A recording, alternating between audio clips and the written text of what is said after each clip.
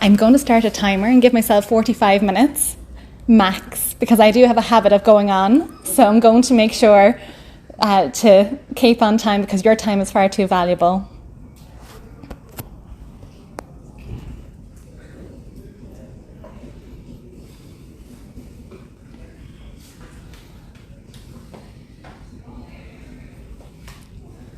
Thanks very much to Amanda for the introduction, and thank you all for attending today. Amanda had asked me if I would be able to put together some kind of presentation for ISL Awareness Week, and I didn't want to do any old presentations that I just rehashed the same information over topics I would have covered before, because I would have regularly given presentations on various topics, and I wanted to pick something different and focus on something new. So bearing in mind that it was ISL Awareness Week and the services provided by Reach Deaf Service, I wanted to see what kind of alignment there was within my own research and what I could focus in on. So my research is from 1851 to 1922. I don't focus on the post-1922 period, but within that time frame that I do research, I was just thinking about, like I say, the link to REACH and the link to ISL Awareness Week, and I decided to focus on the topic of solidarity.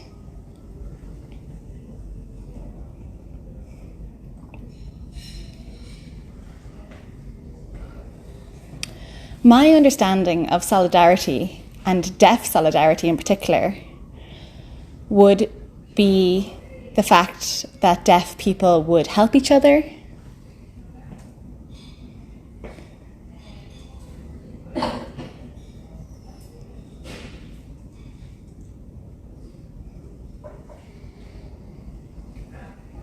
so focusing on people supporting one another, which would also include interpreting for each other. So if there was any communication issues, a deaf person would support that communication process and relay a lot of that information. Representing the community as a signing community, gathering together to socialise, fighting for each other's rights. And within the area of solidarity, I could see the theme resonating through my own research, and there would be a lot of resonation there with Reach Deaf Services as well, I'm sure. Over the time, you would have seen a lot of deaf staff join Reach, and within that, getting into the field of social care work, and seeing deaf people then within the community being supported by other deaf people to facilitate people living independently. And I feel like that comes through in my research as well.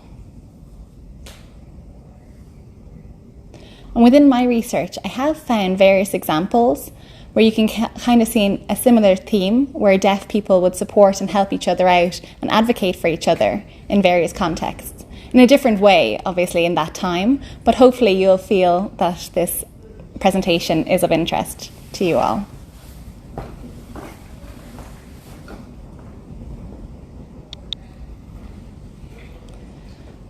Firstly, when you think about solidarity and deaf people coming together, you would think about the home and who lived together. So throughout my research, I found a lot of examples of deaf people who decided to reside together.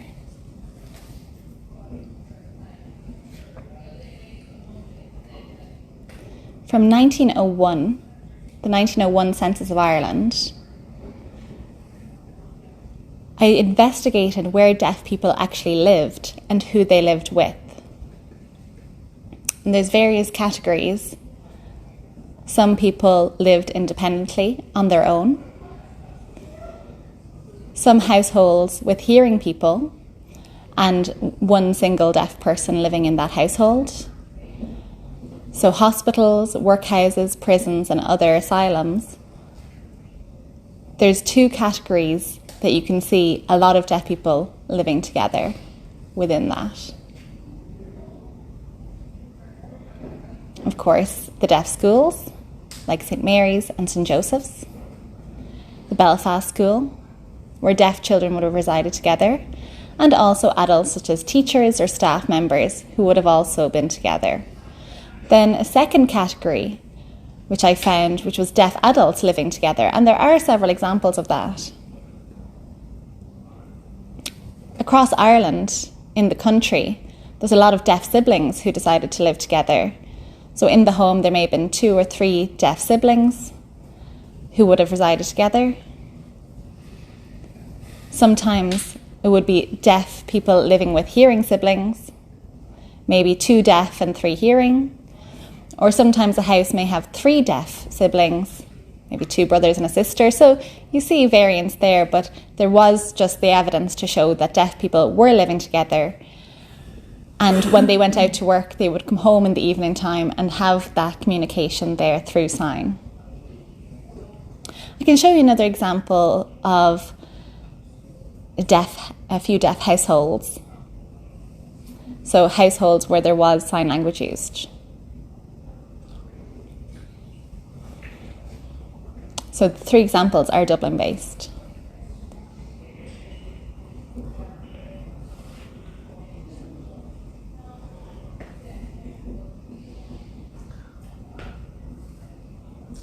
So this house is on Charlemont Street. There was 4 people residing, 1 hearing and 3 deaf. So it was a married couple. Example of a household where 4 people resided together, 1 hearing and 3 deaf. 2 of the deaf people were a married couple, and another deaf person, potentially a friend or a boarder, lodger, lived together. So that's one example. The next example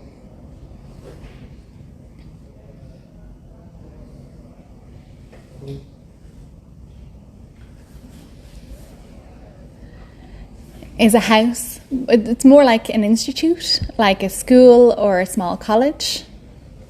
It was called O'Brien Institute, and it was based in Marino, in Dublin. So there's a lot of people residing in that institute, mostly hearing teachers, but there are 3 deaf people who also lived there. 2 of whom were labourers, and one, interestingly, was given the title a gentleman. So I don't know if that means he worked there or he stayed there, so I'm not sure. But again, there were 3 deaf people living together, and they had been able then to sign at home.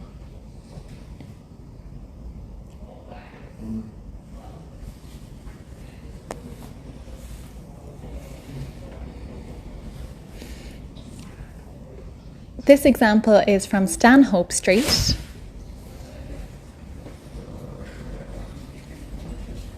So I was just speaking around my historical research, and I found various examples of different houses across Dublin where deaf people lived together. And in this example, from Stanhope Street, Convent, there was a lot of deaf women living there. And that was from the 1901 census. So there's 5 deaf women, and they all worked as domestic servants. But I have found other examples of hospitals or institutes where there was over 5 people. There was one example where there was 13 deaf women who lived together. So you can imagine the amount of conversation going on. Obviously there would have been hard work, but a lot of socialising as well.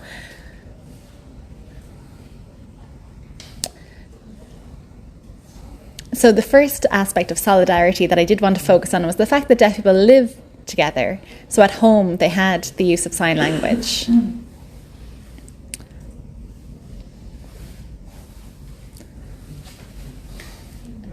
And there were some people in the deaf community who were very hard up, and they may had to resort to begging.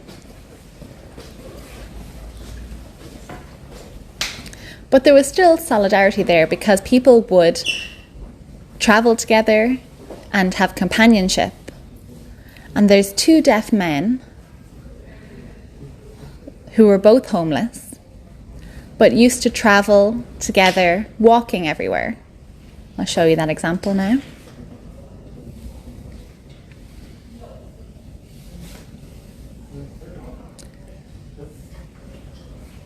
So this is an example from Kilmainham Jail, this register. And that's from 1889. You'll see the two names highlighted here. Owen Sharkey and John Grace. Both were deaf, and both were thrown in prison for vagrancy, which essentially meant being homeless and begging, which was against the law at the time. They were sentenced to 1 month in prison, but it looks like both gentlemen, when brought to court and questioned and sentenced to the 1 month in prison, they were both sentenced on the same day. So it looks like both had travelled together and were caught together and arrested together. So maybe the reason that they stuck together was that they had easy communication. Or they may have been able to communicate about where the good spots were to go and beg to get the most money possible. So it just showed that there was that element of support there amongst deaf people. And sometimes the opposite could happen.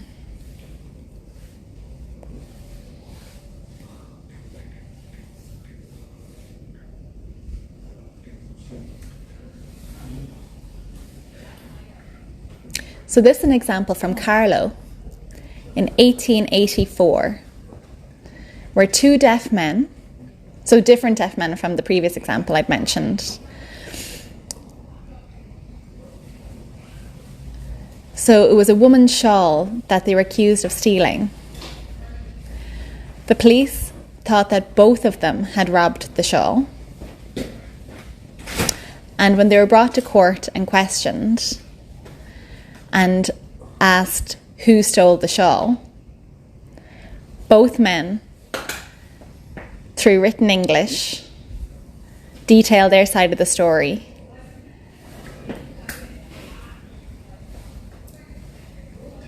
And they both had different statements of what happened. So it looked like both of them had accused the other.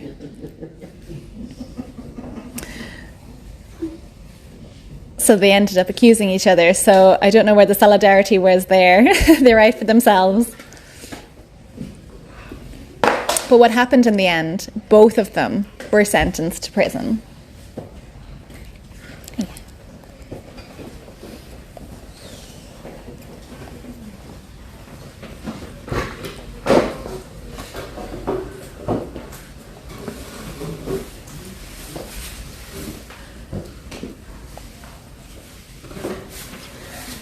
The next example is an example of where a deaf person defended another person and stood up for them when they were being discriminated?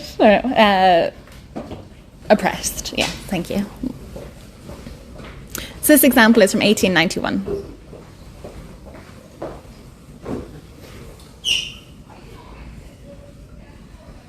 It happened in Clonmel, in Tipperary. And there was two deaf women who were sister-in-laws.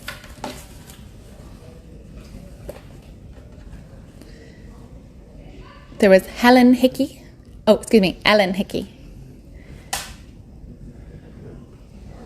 And her sister-in-law, who was hearing, would often verbally abuse her and beat her. Whereas Mary, the other sister-in-law, saw this happen and said, they shouldn't treat you like that. So one day Mary went walking down the street and approached Ellen's house, the hearing sister-in-law. Yeah. Oh, sorry, Margaret, excuse me, yeah. And was saying, you beat up my deaf sister-in-law, and said you should be ashamed for beating up my sister-in-law. And she was doing this through sign. The hearing woman, Margaret, went mad and started beating Mary. So I'll show you here what happened.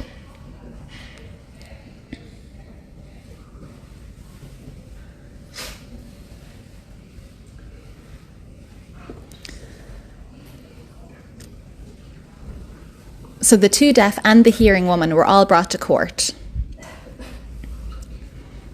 The judge inquired as to what had happened, and Mary, through written English, gave her statement to the judge and outlined the story. She also had a high standard of English, which was mentioned in the papers. And they said, this woman has beaten up my sister-in-law. And I signed to her, you should be ashamed of yourself. And then she attacked me, pulled my hair. And Margaret, the hearing woman, had a dog and told the dog to sick the woman, ended up biting her leg. So all this is detailed. So a huge fight ensued. And within the court, upon hearing this,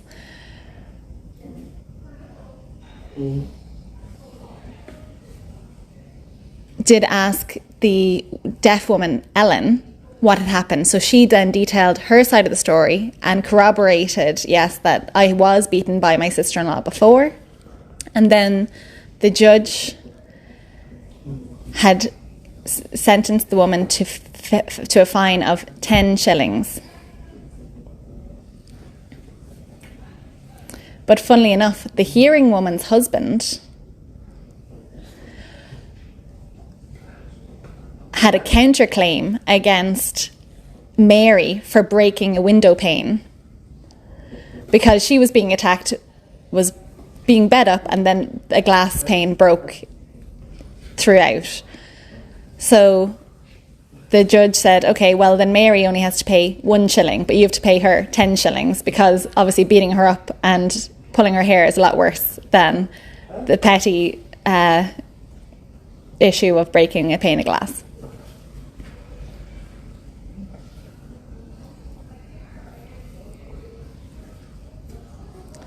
This is the first deaf interpreter in a court in Ireland, Patrick Lynch. You may know about deaf interpreters, but when do you think the very first time a deaf interpreter worked in an Irish court? When would you expect?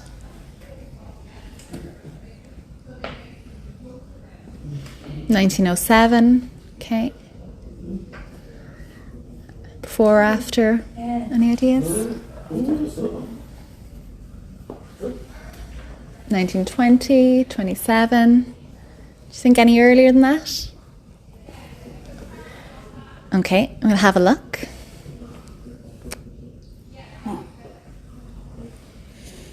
It was 1862.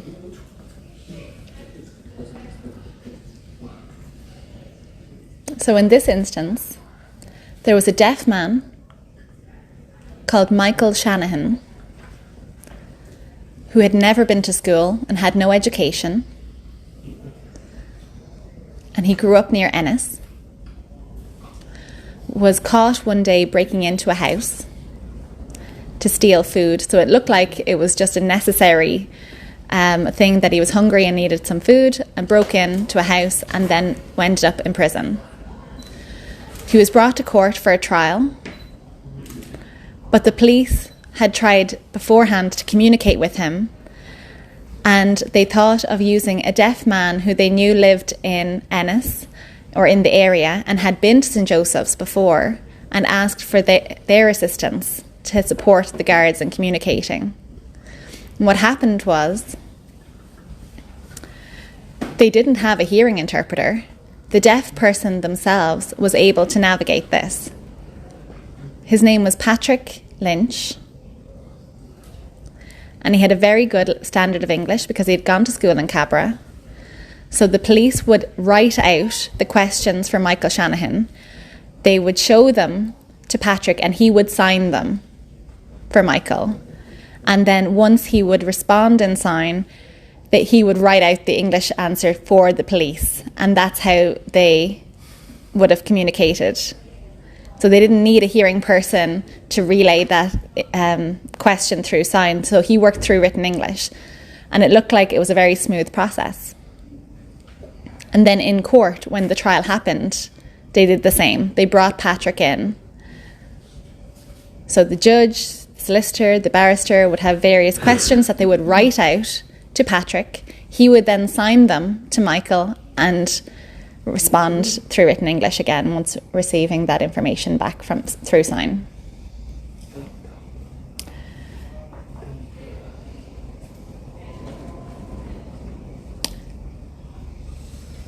So Christy Foran would have been a deaf man who had found this information about Patrick and Michael.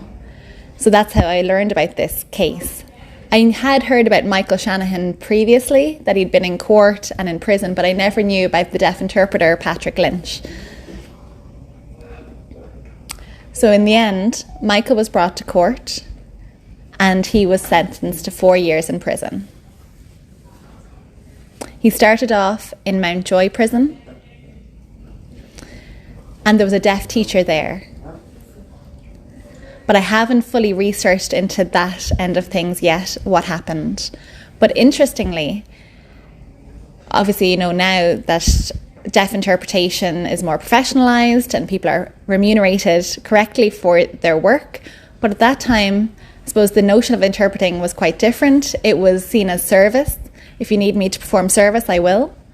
And Patrick, when he had done his interpretation via written English and sign, he was offered 10 shillings as payment. But Patrick refused to accept payment.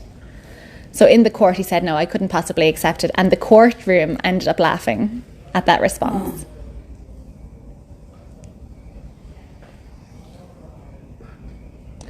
So Patrick himself felt he couldn't accept money for that service he had just performed. It would be a different story now.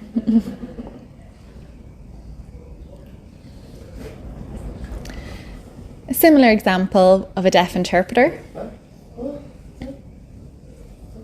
and that was in Foynes in Limerick, where a deaf person in court had said that their boss hadn't paid them, and he asked for a deaf person to help them and support them through the court process. But I don't know how the communication actually happened. There's not much information about what that looked like. And it looks like it was a failed attempt in the end, that the court dismissed the case, unfortunately.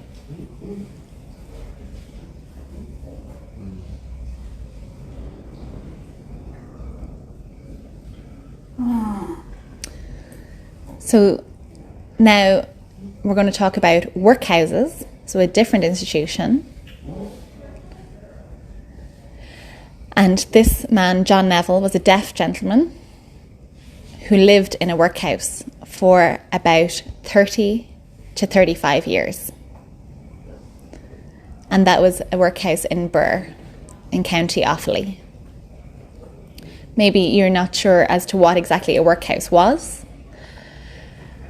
And the time that I had researched, there was no social welfare or DA, so if you were poor, you had no means of income. And there was nothing that would be given to you by the government. And Ireland would have experienced a lot of poor people that they wanted to be able to support. So they established workhouses across the country, a total of 130 workhouses all across Ireland. And if you were poor and destitute and you couldn't find work, you could enter the workhouse, where you would be given regular meals, but it was very unpleasant. It was hard work involved. You were separated by gender, adult and child separated from each other. So it was a hard life, and people didn't want to enter the workhouse because it was so bad. But At the same time, you knew that you were going to have a bed, you were going to get your regular meals, and John stayed there for a very long time. He became kind of like staff in the workhouse, even though it was unpaid, but there was a lot of trust placed in him to do certain work. And he wrote a lot of letters to the workhouse board. They were known as the Board of Guardians. And they were the ones who would maintain and manage the workhouse. And he would write them letters with ideas as to what they should do. But interestingly, there was one letter that really showed deaf solidarity.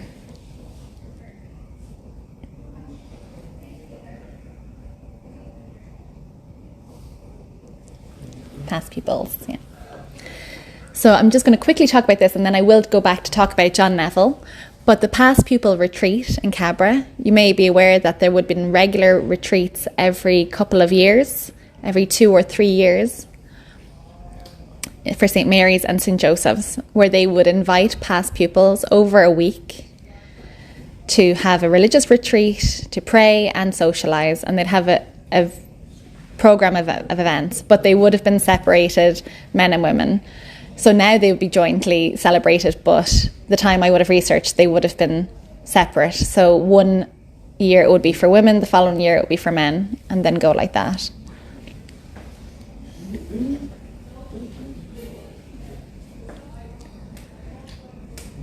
So this is from 1950. You can see the amount of past pupils who attended. 320 attended this retreat.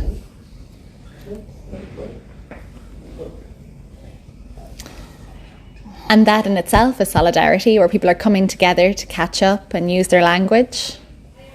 And people would have come from all corners of the country, and also from abroad, England, Scotland, to attend this retreat. So it was a very significant event in the deaf community. And John Neville, who was in the workhouse, would regularly attend these retreats.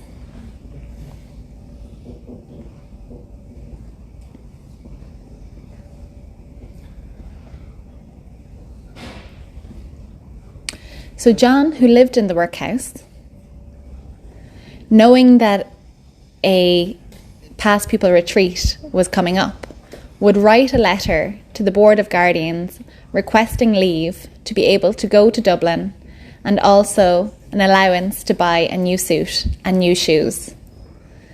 And the Board of Guardians would collect some money from donations and allow John to leave the workhouse for a few days and make his way to Dublin, and then make his way back again after the retreat was over. And he got there on foot from Offaly to Dublin. So you can imagine the trek. Every couple of years, 2 or 3 years, making your way from Offaly to Dublin on foot. So this is the location of Burr Workhouse, and then all the way to Cabra.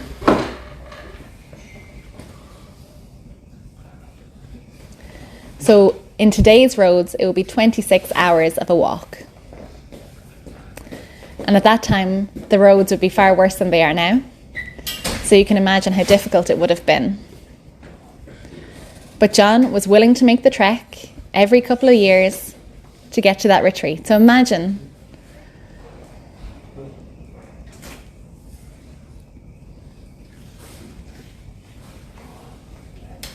And in John's letters, he would have talked about visiting Cabra, and he would have then sent information to the Board of Guardians about the experience he had once he visited Cabra and what it was like. And this is one beautiful letter detailing his experience.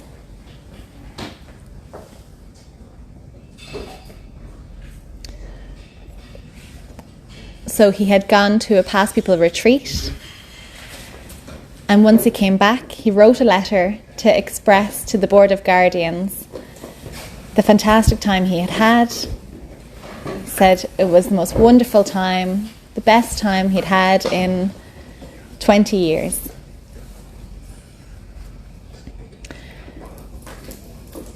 said, I got a warm welcome from the Christian brothers in Cabra, and there was more than 200 deaf people there. He spoke about a deaf drama he attended, so a theatrical performance that they had great fun at, and spent a full hour laughing. He said, and I'll never forget that pleasant night. So that memory that he would have, and then coming back to the workhouse after that, to the cold, to the bad quality food, to the hard work that would have followed.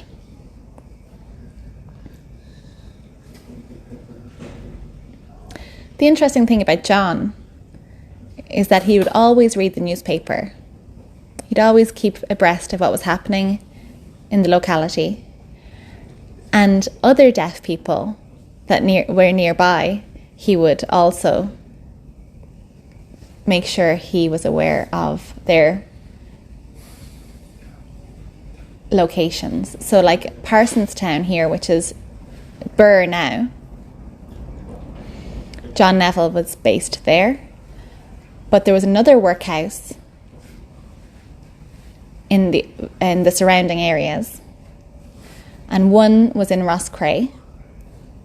They had their own workhouse. And John found out that there was a deaf man in that workhouse in Rosscray. And he wanted to plan a transfer for him to move to Birr so he could live with him.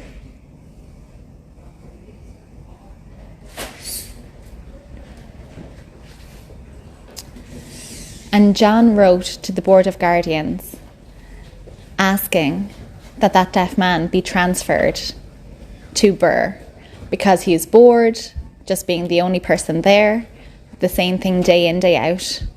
And he said, if this was possible, that this man were moved here, then I would have some companionship and someone to communicate with. He presented this letter to the Board of Guardians, and the response was just laughter. So all the hearing guardians, the whole Board of Guardians were hearing. So they didn't understand the significance of this request or why he wanted to be with another deaf man. And they just laughed it off.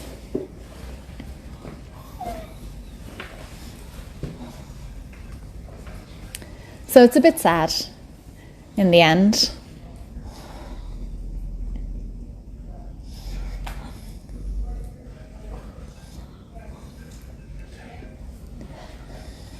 He also found out about another deaf person who was in Tullamore Workhouse. And he'd written a similar letter to Tullamore Workhouse, to their Board of Guardians, asking to let him visit the Tullamore Workhouse to see the deaf boy who was based there. He said, I'm willing to walk on foot to Tullamore to visit him, to be able to sign with him. Again, the response was no, followed by laughter.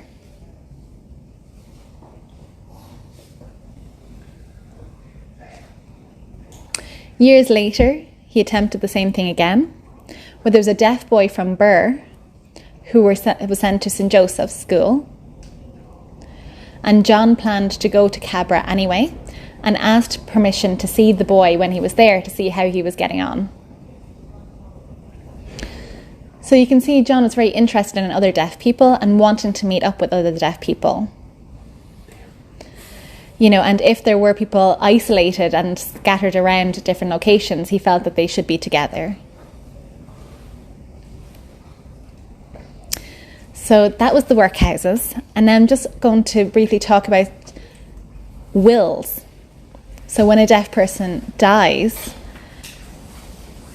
there's evidence in the will that there was deaf solidarity there from the person's wishes.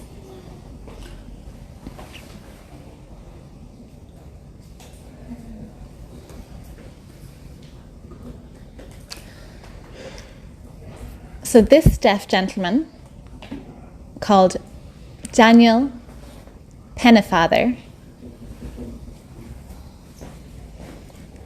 who had attended Claremont Deaf School,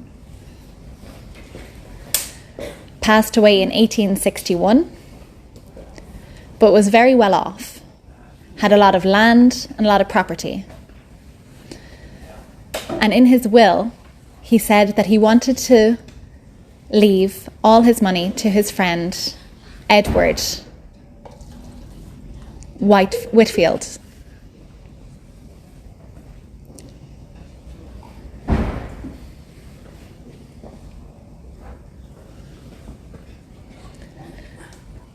So he wanted to leave the money to his friend, and every year he would receive £500 regularly from that will. Edward was also deaf, so was Daniel. But it's interesting.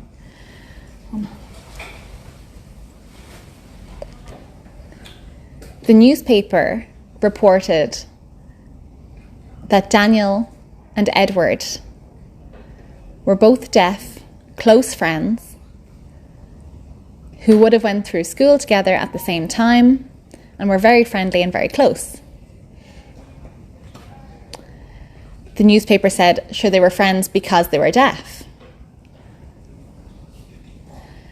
and that they were living together for 15 or 16 years. It said they were constant companions. But from my reading of that, I obviously couldn't confirm this, but I feel like they were potentially in a relationship together. At that time, you couldn't say, I'm gay and this is my partner. But they would have been identified as very close friends. Now, again, I have no evidence of this, it's speculation, but I just have a feeling from my reading of it that it looked like that deaf friendship and that closeness, and then wanting to bequeath something in the will after they die. It's just another example of deaf solidarity.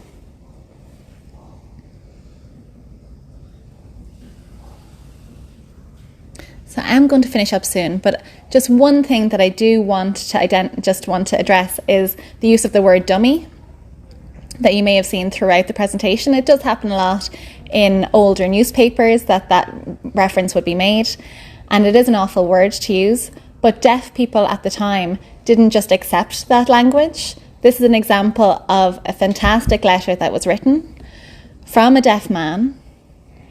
It doesn't have his name mentioned, but it just says, I am an educated deaf mute.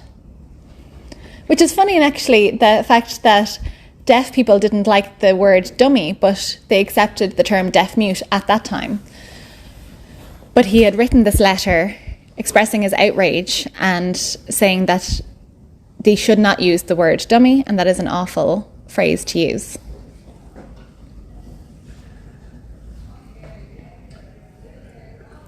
Because at that time, newspapers would publish stories about deaf men and women.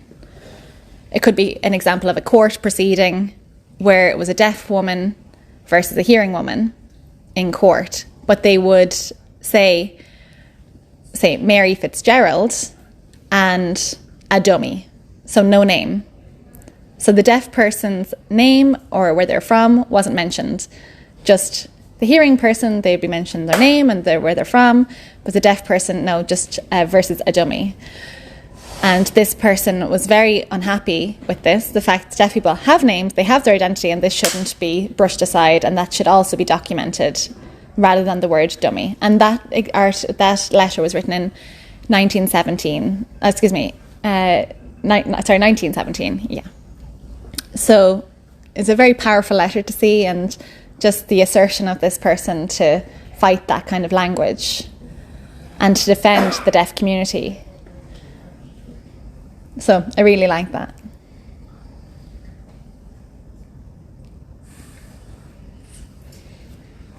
So just in conclusion, from the examples I've picked today, it was just to show that deaf people did live together. They were willing to travel far distances to be able to meet other deaf people, to sign and socialise.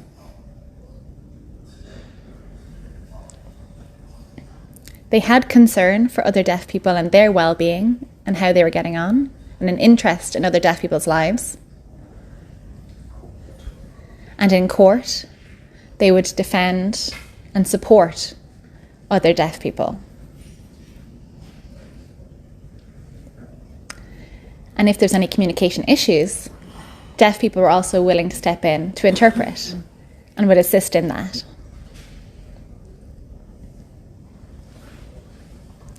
Also, regardless of wealth or status, there was that element of solidarity and support.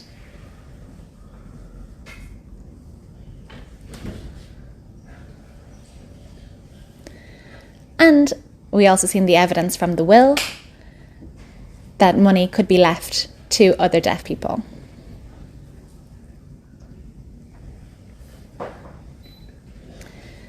The deaf community also wouldn't accept the language of the time without defending their honour. Like that last letter we'd seen from 1917 is a beautiful example of that.